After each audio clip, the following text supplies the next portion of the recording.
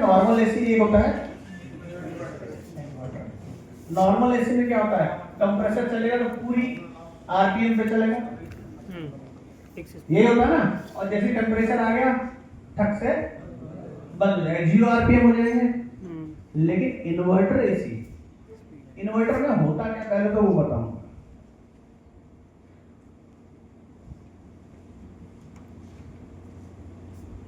Inverter AC में होता क्या है कि एक मोटर होती है, साइकिल सेम होती है, बस कंप्रेसर और एक पीसीबी लग गई। कंप्रेसर कौन सा लगता है, वेरिएबल मोटर लगती है उसके अंदर, बीएलडीसी बोलते हैं ना, ब्रशलेस डीसी मोटर, नाम है उसका, BLD सिर्फ नाम है उसका और कुछ नहीं है। अदरवाइज हमारे कंप्रेसर पे 3 फेज एसी सप्लाई आती है, याद रखिएगा पहली बात। 350। यस, इन्वर्टर की बात कर रहा हूं मैं। अब इन्वर्टर में मुझे आरपीएम कंट्रोल करना है, आरपीएम मतलब मोटर के चक्कर को कंट्रोल करना है। अगर मोटर बहुत तेजी से भाग रही है तो बिजली की खपत ज्यादा होगी, होगी ना भाई। और अगर मोटर को मैं स्पीड को कंट्रोल कर लेता हूं तो क्या होगा, बिजली की खपत भी, सीधी सी बात है। अब मेरे पास जो सप्लाई आ रही है एसी सप्लाई,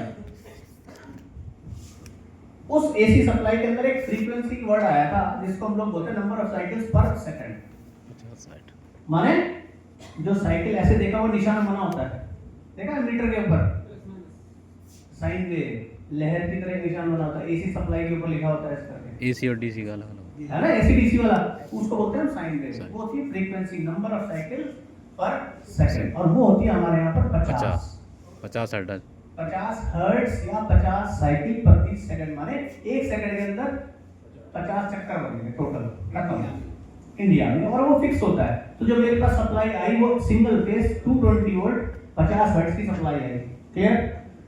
अब ये क्या करता है, एसी, उस एसी सप्लाई को फिर हम लोग क्या करते हैं, स्टेप डाउन करते हैं, आप समझ लीजिए, स्टेप डाउन करते हैं। अब स्टेप डाउन किस चीज से करते हैं भाई, ट्रांसफार्मर वोल्टेज, वोल्टेज बोलते हैं ना आप लोग, तो स्टेबलाइजर से, उसको स्टेबलाइजर से हम लोग उसकी वोल्टेज को कम करते हैं। मान लीजिए 12 वोल्ट एसी में उसको हमने तब्दील कर दिया, कन्वर्ट कर दिया।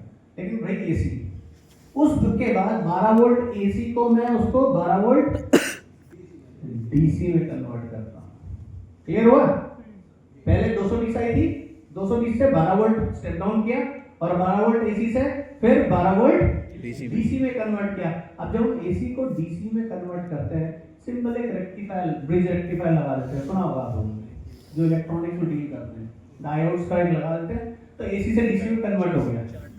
अब ये जो डीसी है 12 वोल्ट डीसी, इस 12 वोल्ट डीसी को दोबारा से मैं एसी में कन्वर्ट करता हूं। समझ में आया नहीं आया, पहले एसी आ रही थी उसको कम किया, डीसी लिया, तो मेरे पास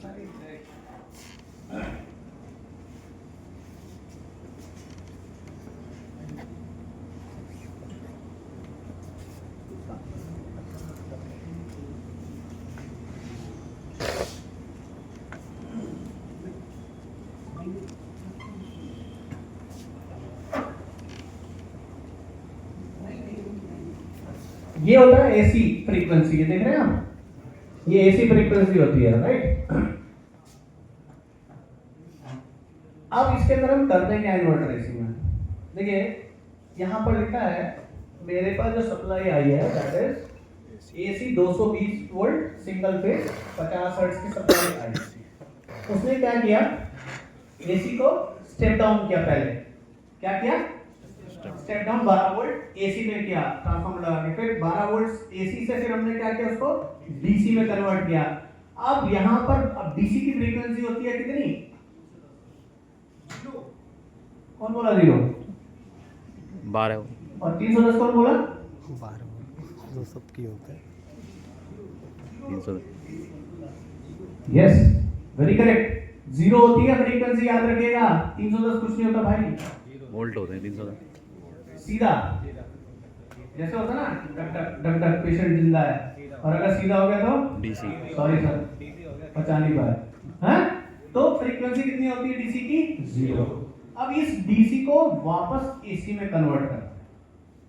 अब समझ में आया, पहले एसी आई, एसी को कम किया, 12 वोल्ट एसी या 24 वोल्ट एसी, फिर 12 वोल्ट एसी को डीसी में कन्वर्ट किया और फिर इस डीसी को दोबारा से एसी में कन्वर्ट करते हैं जब उसके साथ फ्रीक्वेंसी जो बनी, वो जो साइकिल्स पर सेकंड है, उसका कंट्रोल मेरे हाथ में होता है।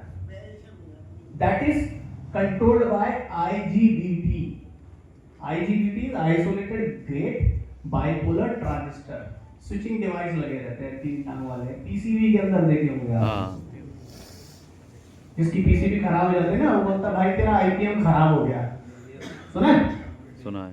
आईपीएम खराब होने का क्या कहते हैं भाई, अब तो ये नहीं लगेगी, नहीं लगेगी, खत्म। सो आईजीबीटी क्या करता है ये जो लिखा है ना, आप देख रहे होंगे, ये माइक्रो प्रोसेसर से सेंस करता है। सेंसर कनेक्ट होते हैं, 5 सेंसर हो, चाहे 7 हो, चाहे 8 हो, चाहे 10 हो, सवाल वो नहीं है।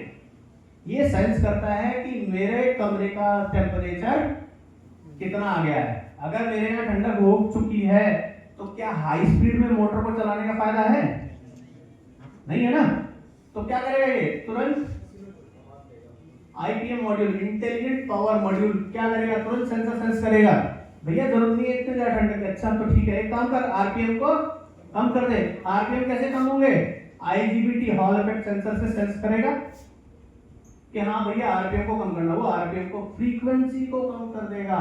फ्रीक्वेंसी को कम कर देगा मतलब उसके आरपीएम भी साथ ही साथ कंट्रोल हो जाएंगे। और जब आरपीएम कंट्रोल हो गए, ऑब्वियसली बिजली का खर्चा भी लगभग 40% तक, 45% तक कम हो जाता है।